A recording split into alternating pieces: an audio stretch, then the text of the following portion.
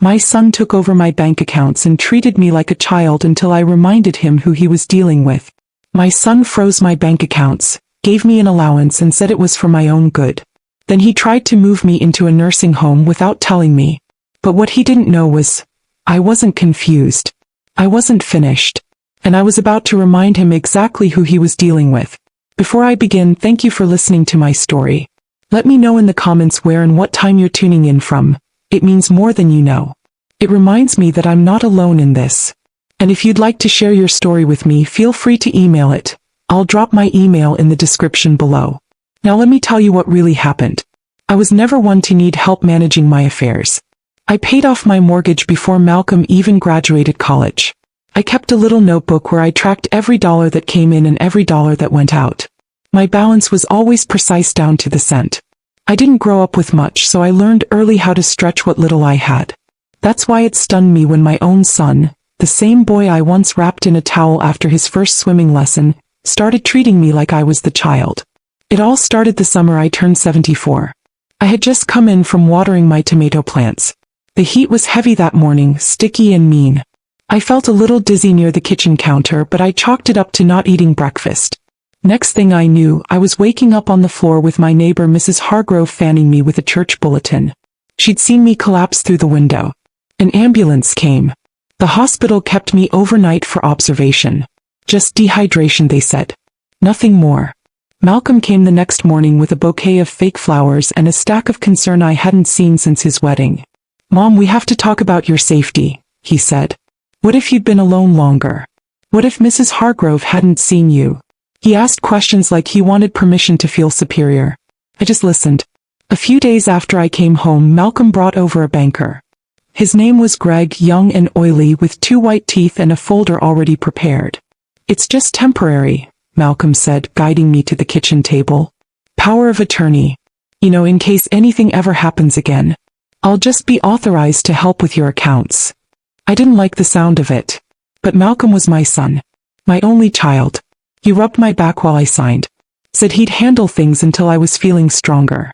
Trisha brought over soup and smiled a little too wide. "We're just looking out for you, Mama V." At first I didn't notice anything had changed. I still got mail.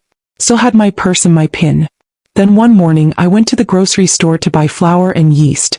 My neighbor had asked for homemade rolls, and my debit card declined. Confused, I tried again. Declined. I used my emergency credit card. It went through, but I stood there shaking. I called Malcolm. He said not to worry.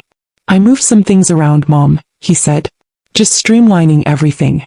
You don't really need to handle that anymore." That was the first time he said those words. You don't need to handle that anymore. He started showing up with printouts of monthly summaries he'd made for me. It was like he was managing a client, not caring for his mother. When I asked about a missing bank statement, he told me they were going paperless now. "It's more modern," he said. "Besides, it's not like you read all those pages." I let that one go. But it didn't stop there. Malcolm took my debit card, "just so you don't misplace it again." He set up a joint checking account for emergencies, but never gave me access. When I called my insurance provider to ask a question about my premiums, they said the point of contact had been changed to him. That's when I started writing things down. Dates, names, amounts. I kept the notebook tucked inside a cookbook no one ever touched. Trisha started making jokes when she came by. "You still balancing that little checkbook? How vintage." They laughed, but I wasn't amused. One day I mentioned wanting to buy a new winter coat. Malcolm told me it wasn't in the budget right now. My own money not in the budget. That's when I realized they had done more than move things around. They'd taken over. They were managing me like I was one of his clients. Or worse, like I was too feeble to think straight. "You don't remember how cold it was last year?" I asked him. He smiled like I'd proved his point. "Exactly. That's why we're helping." They started making decisions about my house too. "This place is too big," Trisha said, walking through my living room like she was evaluating it. "Wouldn't it be better to move into something cozier? We could help sell this and get everything settled." That word again. Help. Then came the allowance. Malcolm called it monthly discretionary support. $150 loaded onto a prepaid card like I was a teenager. That was the last straw. I called Reggie. Reggie is my nephew on my sister's side. Grew up spending summers in my house. He works in IT now, lives out in Raleigh. We kept in touch, birthday calls and Christmas cards, but we hadn't spoken at length in years. When I called, he picked up on the third ring. "Reggie," I said, trying to keep my voice steady. "I need your help." Quietly. He didn't ask what for. Didn't ask why. Just said, "I'll be there Thursday." That night, I sat at my kitchen table staring at the budget sheet Malcolm had left behind. My name was on top in bold. But the numbers, they didn't belong to me anymore. I looked around my own home and felt like a guest. A tolerated guest. I hadn't lost my memory. I hadn't lost my mind. But I was losing my freedom. And Malcolm was about to find out exactly who he was dealing with. Reggie arrived that Thursday just after noon, wearing his usual pressed jeans and a Carolina Panthers hoodie. He hugged me tight and didn't say a word until we were both seated at the dining table. I handed him my little notebook. He flipped through it slowly, his eyes narrowing as he read the entries. "You've been tracking all of this?" he asked. I nodded. "I never stopped," I said. "They just hoped I would." He pulled out a silver laptop from his backpack and got to work. While I brewed tea, he typed furiously, logging into sites I hadn't touched in months. My old passwords didn't work. Malcolm had changed everything. Reggie ran a trace on my social security number. That's when we found it. Foreclosed accounts. 2 others rerouted under something called Thompson Legacy Holdings. My name wasn't even listed as a secondary owner. It was all under Malcolm. "He created a shell company," Reggie said, turning the screen toward me. "And he's been using your money to fund it." My throat went dry. I leaned in, staring at the numbers. $88,000 gone. I sat back in the chair, hands folded in my lap. My palms were cold. I asked him the only thing that mattered. "Can we get it back?" Reggie looked me dead in the eye. "If we have records and I know a good lawyer, yes. But you'll have to be careful. You can't tip him off yet." I nodded. "I've been careful my whole life," I said. "What do we do next?" He helped me download a small app on a spare phone and taught me how to screen record. Anytime he says something that sounds shady, record it. Don't confront him. Just keep gathering. I followed his instructions. Over the next few weeks, I pretended like nothing had changed. I complimented Trisha's cooking. I asked Malcolm how his business was doing. I even thanked him for taking care of everything. But every time he slipped and said something like, "my portfolio," or "the equity in the house," I tapped that little red button on my burner phone and saved it all. One day he sat across from me in my living room and said, "You know, Mom, it's honestly better this way. You don't have to worry about a thing. You get to enjoy life.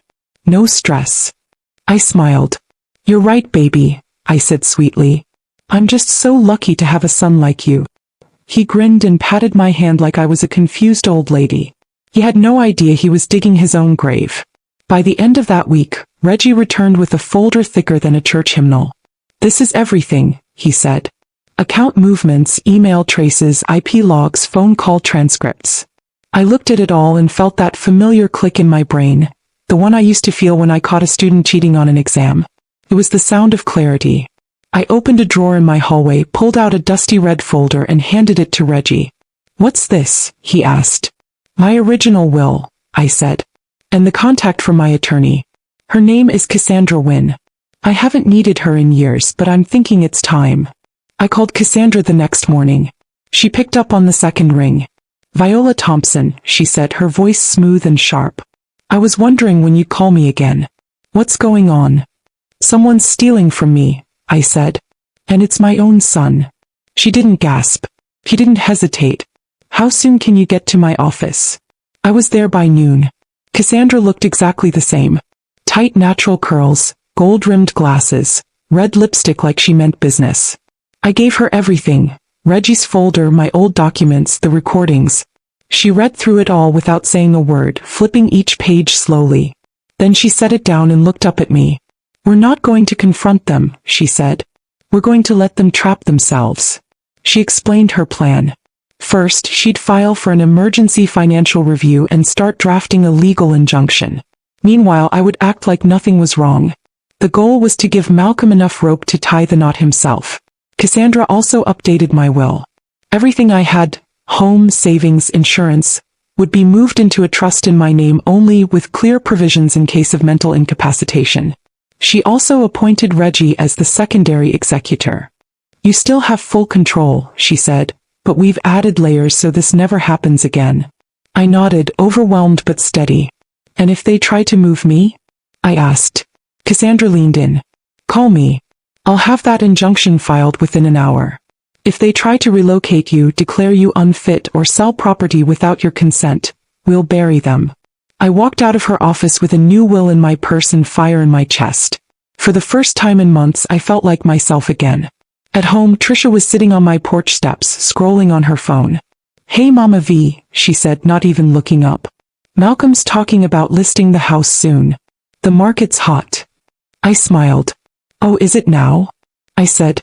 "Well, we'll just have to see what the future holds." She didn't notice the edge in my voice. He never did. Inside, I folded the new will and placed it in a fresh envelope. Then I locked it in the same drawer where I kept my birth certificate. This time, I wasn't going to wait for anyone to protect me. This time, I was going to protect myself. Malcolm had no idea that his little game of control was coming to an end. And this time it would be on my terms. By the time Christmas decorations started showing up in the grocery store, I had enough evidence to fill a drawer. Malcolm thought he was smart. He used big words, talked fast, and pretended I didn't understand half of what he said. But I'd been watching people like him my whole life. I taught math for 37 years.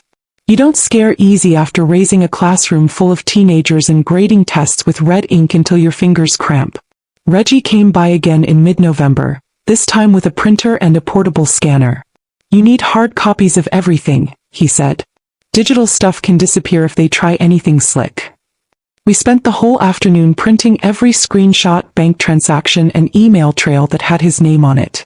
One email thread in particular made my stomach twist.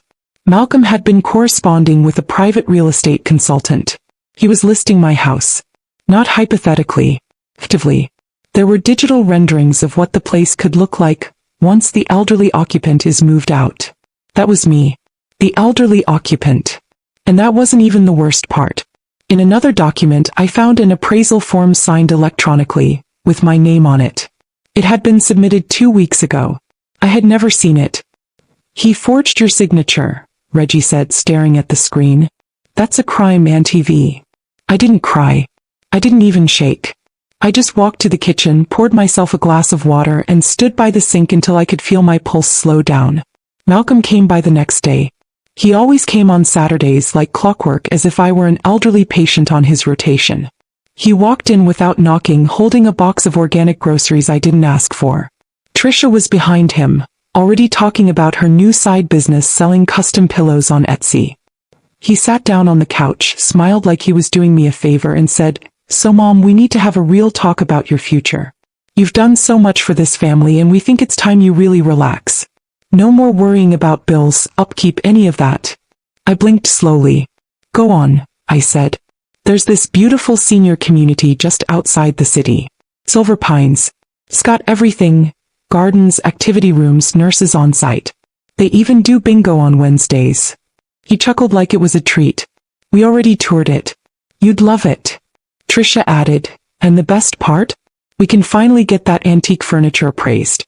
Some of it might be valuable, you know. Just sitting here collecting dust." I looked at the both of them. My heart didn't race. My hands didn't tremble. I had everything I needed now. So I said the only thing that wouldn't give me away. "That sounds lovely, baby. When were you thinking?" "Early January," Malcolm said. "We're just waiting for a couple of offers to come in. But don't worry, we'll handle the move." I smiled. Of course. That night, I called Cassandra from the old flip phone she gave me. "They're moving forward," I said. "They're planning to relocate me and sell the house." Her voice was crisp as ever. "Then it's time. I'll file the injunction tomorrow. Let them play into it. We'll make this public if we need to." The next morning, I opened my mailbox and found a Christmas card from Malcolm and Trisha. It was a photo of them on a yacht. Malcolm was wearing sunglasses. Trisha had on a sun hat and held a glass of something bubbly. Inside the card, in neat print, it read, "Happy holidays from the future Mr. and Mrs. Thompson estate." No mention of me. I took the card, tore it in half, and dropped it in the trash. Then I poured myself coffee, opened the curtain, and stared out at my front lawn. It was still mine. Every blade of grass, every crack in the driveway, every rusted piece of the old porch swing. Malcolm didn't come by the next weekend. He sent a text saying he was too busy with year-end financials. Trisha posted a picture of their living room with the caption, "Manifesting a new space soon. Goodbye old energy." They were sure they'd already won. I spent the next week preparing with Cassandra. She helped me freeze any further account transfers. She filed the fraud complaint, the forged signature report, and the injunction to block the house sale. Reggie even set up hidden cameras in the hallway just in case they tried to move me without consent. Every angle was covered. Then Cassandra looked at me and said, "Thanksgiving is coming up. Invite them. Say nothing. Let them bring their smug smiles and their grand plans. We'll handle the rest." I smiled. "You sure?" She leaned forward. "Mrs. Thompson, I've never been more sure of anything in my life." And just like that, it became a countdown. I cleaned the house. I baked cornbread and sweet potato pie. I set the table with the good china I hadn't used since my husband's funeral. I even pulled out Malcolm's old place card from his high school graduation and set it next to the wine glass. Trisha called the night before. "We'll bring dessert. Hope you don't mind, I invited a few friends. They've been dying to see the house before we make changes." "Oh, not at all," I said. "The more the merrier." Then I hung up the phone, sat down in my favorite chair and let myself feel it. The peace. The power. Malcolm thought he had the upper hand. But tomorrow he'd find out exactly who raised him. And what happens when a mother stops playing nice. Thanksgiving morning came quiet and gray. A little drizzle tapped at the kitchen window while I stirred the gravy. The turkey was in the oven, the pies were cooling on the rack, and my house smelled like cinnamon and home. I put on my cream-colored cardigan, the one Malcolm once said made me look a little too old-fashioned, and I wore it anyway. I sat down at the table and waited. They arrived at 1:15, late as usual. Malcolm barged in holding a store-bought cheesecake and shouting about traffic. Trisha trailed behind, wearing a faux fur vest and perfume too strong for a dinner table. They brought friends this time. 2 couples. Strangers. The kind of people who speak in polite tones but scan your home like it's a listing. Malcolm's voice carried across the living room. "This place has great bones," he said. "We could knock out this wall, open up the kitchen. Add value." He didn't even look at me when he said it. Trisha smiled and nodded, running her hand across my mantle like she was already redecorating. I smiled. "Make yourselves comfortable. Dinner's almost ready." I set the food out one dish at a time. Turkey, stuffing, cranberry greens. Cornbread last. When everyone sat down, Malcolm tapped his glass with a fork. "Before we eat, I want to say a few words." I watched him stand, holding his wine like he was making a boardroom announcement. "This year's been full of growth and hard decisions. Trisha and I have taken on new responsibilities, especially where family is concerned. As many of you know, we'll be moving Mom into Silver Pines in January." Trisha cut in with a laugh. "Don't worry, it's gorgeous. She'll be pampered. She deserves it." One of their guests leaned forward. "And the house." Malcolm smiled. "We're already entertaining offers.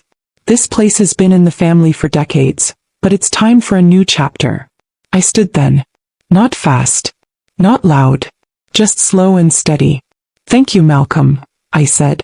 "But I have an announcement too." He looked confused for half a second, like a magician being upstaged at his own show. "I won't be moving to Silver Pines," I said. "In fact, I've already made arrangements elsewhere." Trisha blinked. "What?" "And this house," I continued. "It's already sold." Malcolm set down his wine. "Excuse me." I nodded. "I sold it last week. Closing papers are signed. Funds are secured in my private trust, which, by the way, you no longer have access to." The room fell quiet. Forks stopped clinking. Even the strangers looked uncomfortable. And then the front door opened. In walked Cassandra Wynne, heels clicking against the hardwood, holding a leather folder under her arm. "Mrs. Thompson," she said warmly. "Everything is finalized. The injunction has been filed. The fraud report is active. And your updated will has been notarized." Trisha shot to her feet. "Who is this?" Cassandra smiled. "I'm her attorney. And you're going to want to sit down." Malcolm's face went red. "You can't do this. You signed over power of attorney. No, I said. You tricked me into signing a temporary document during a medical episode. And then you exploited it. That's not help. That's theft. Cassandra laid down copies of the fraud complaint, the forged appraisal form, and the court motion to restore full control of my financial assets. You used her identity to open an LLC, Cassandra said. You drained over $80,000 from her accounts. You forged her signature to begin selling a home that didn't belong to you. That's multiple felonies. Tricia sat down slowly, looking paler than I'd ever seen her. You always said I wasn't sharp anymore, I told Malcolm. But it turns out I was just quiet. And I let you show me exactly who you are. You don't understand, he stammered. I was just trying to help. No, I said. You were trying to control. And now you've lost everything. Cassandra leaned over and slid one final paper across the table. You've also been removed from her estate. Permanently. His mouth fell open. And just so we're clear, I added, Reggie is the sole executor now. He'll make sure you never get near another dime of mine. For a full minute no one spoke. Then Tricia stood up and grabbed her purse. Come on, Malcolm. Let's go. But he didn't follow. He just stood there staring at me, his mouth open, his world crumbling. Cassandra walked them to the door. If either of you attempt to contact her again, we'll pursue harassment charges. Good night. The door closed behind them. And then I laughed. It wasn't a loud laugh. It was the kind that comes up from your chest after you've held it in too long. I looked around the table at the half-finished plates, the silent guests, the untouched wine. Then I picked up my fork and took a bite of sweet potato pie. It was delicious. Cassandra sat beside me and poured herself a glass. That was beautiful, she said. Poetic. I shrugged. He should have known better. After everyone left, I packed the leftovers and cleaned the kitchen with slow satisfaction. I tossed the fake cheesecake in the trash and scrubbed the counters down to the tile. When I finished, I sat on the porch with a cup of tea and watched the rain finally stop. The air smelled fresh. And I'd never felt freer. The court date came fast. Cassandra filed everything the Monday after Thanksgiving, and by Friday I was sitting in front of a judge with a cardigan on my shoulders and 3 folders in my lap. Malcolm showed up late, looking like he hadn't slept. His suit didn't fit right and his eyes were sunken. Tricia wasn't with him. I heard through Cassandra that she'd gone back to Atlanta to get space from the mess he'd made. I almost felt sorry for him. Almost. The judge was a no-nonsense black woman with short curls and sharp glasses. She read through the documents in silence, lips pursed. Cassandra spoke with the kind of calm that rattles people like Malcolm. She laid out the entire timeline, how I'd been misled into signing temporary authority, how Malcolm had rerouted my funds into a fraudulent LLC, how he'd forged my signature on the appraisal forms, and how he planned to move me into a senior home so he could liquidate my house without my knowledge or consent. Malcolm tried to interrupt. Your Honor, she's confused. My mother's memory isn't what it used to be. The judge didn't even look up. I've reviewed the audio recordings. She doesn't sound confused. You do. He sat down. Cassandra submitted the bank records and Reggie's digital documentation. She presented evidence of financial misconduct, power of attorney abuse, and elder exploitation. The judge nodded slowly as she listened. I see this more often than I care to admit, she said. But this is one of the most calculated I've ever seen. Malcolm looked at me, eyes pleading now. Mom, please. This isn't what it looks like. I leaned forward. It looks like you stole from me. It looks like you wanted me out of the way. And it looks like I finally did something about it. He had no response. The judge restored full legal and financial control to me effective immediately. Malcolm's power of attorney was revoked retroactively. He was ordered to pay restitution for every cent taken, $88,000, plus interest and attorney fees. The LLC he created under my name was dissolved on the spot. Any attempts to access my accounts, contact my service providers, or list my home in the future would result in criminal charges. After the ruling, I didn't look back. I walked out of that courtroom with my shoulders high and my lawyer beside me. I could feel the air shift outside the courthouse. It wasn't just legal victory. It was something deeper. I got my name back. My life back. My dignity. Cassandra dropped me off at the bank herself. We walked in together. The manager greeted me like I was a ghost. Mrs. Thompson, he said, eyes wide. We didn't know you were back in control. I smiled. You do now. We corrected every document, changed every contact, reset every password. I closed the joint account Malcolm had created and reopened a private one in my name only. I even updated my emergency contacts. Reggie was listed first, Cassandra second. Malcolm was nowhere on the paper. By December, the house was legally protected under the new trust. My monthly income was secure again.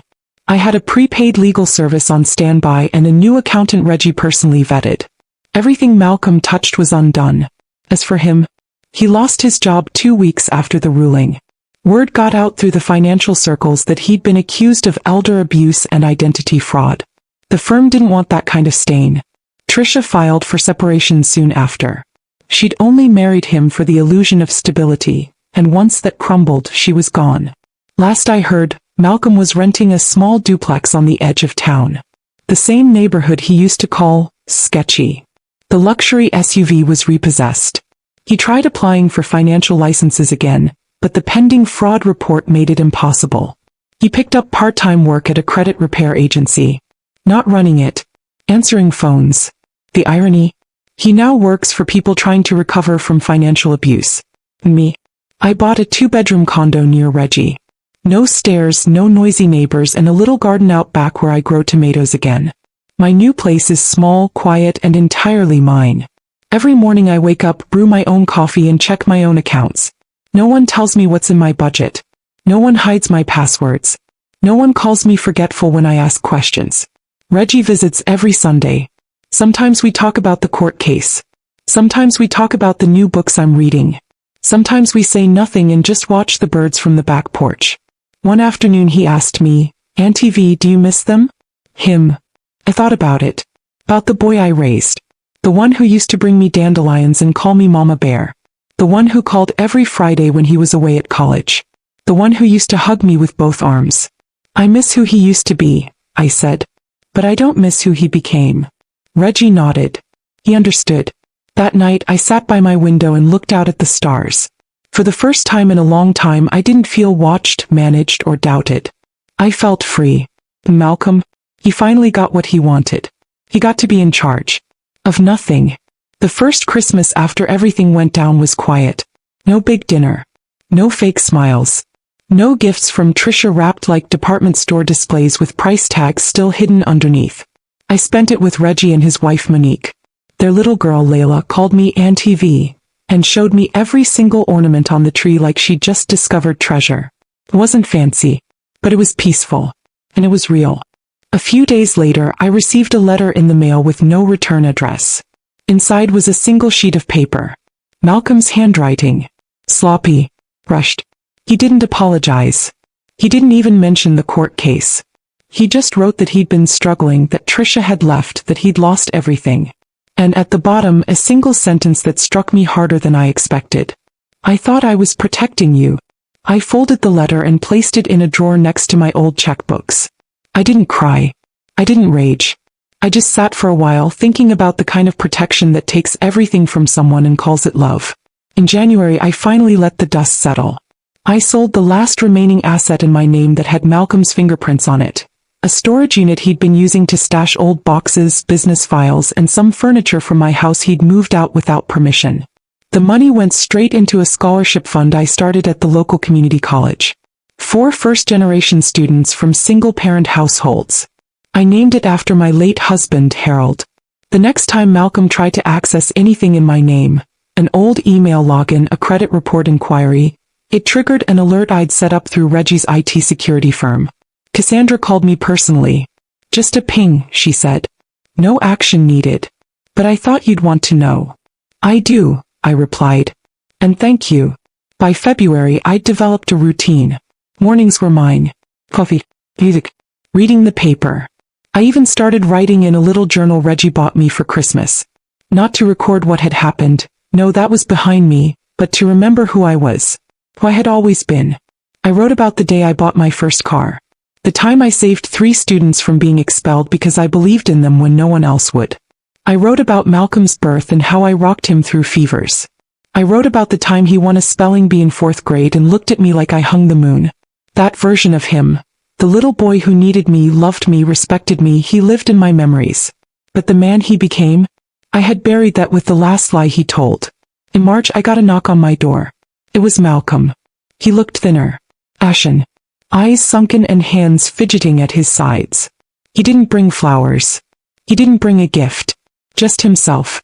Standing on my porch like a boy who didn't know how to be a man anymore. "Mom," he said, voice low. "Can we talk?" I stood there in silence for a moment. Then I stepped outside and closed the door behind me. "We're not doing this in my home," I said. He nodded. "Okay." We sat on the porch. He looked around at the plants, the little wind chime Reggie's daughter had made me, the rocking chair I'd found at a flea market and restored with my own hands. "I lost everything," he said. "After the court ruling. After Trisha left. I've been working part-time answering phones. Sleeping on a friend's couch. I deserved it. I know I did." I said nothing. "I was scared," he continued. "Of losing you. Of not being in control. And I thought, if I managed everything, maybe I could finally make up for all the years I wasn't there. But I got greedy. I know that now." I stared at the street lamp across the road. It flickered softly. "I'm not asking for money," he added. "Or forgiveness. I just wanted you to know I'm trying to be better." I turned to look at him. His hands were shaking. "You betrayed me," I said. "You turned me into a problem to manage. A spreadsheet. A burden. I know. You called it love, but it was control. You stole from me and called it protection." He blinked fast. His jaw trembled. "And still," I said, my voice soft now, "you are my son." He looked up, eyes red. "But you are no longer my legacy." He bowed his head. I stood, opened the screen door and stepped inside. As I was closing it, I heard his voice, barely above a whisper. "I miss you, Mom." I paused. "I hope someday," I said, "you'll grow into the man I raised. Not the one you became." Then I shut the door. And that was the last time we spoke. Now when I walk through my condo, every room speaks peace. There's no tension hiding behind the furniture. No password stolen. No mail redirected. Just me, my name, and my freedom. Reggie stops by every weekend with Layla. They bring muffins. We drink coffee on the porch and laugh. He updates me on the scholarship fund, tells me how many students we've helped so far. 5 this semester. 2 of them young women who remind me of myself when I was working double shifts to put Malcolm through college. Life isn't perfect, but it's mine again. And when people ask me how I bounced back after what my son did, I tell them the truth. I didn't bounce. I stood up. And I never let anyone sit me down again.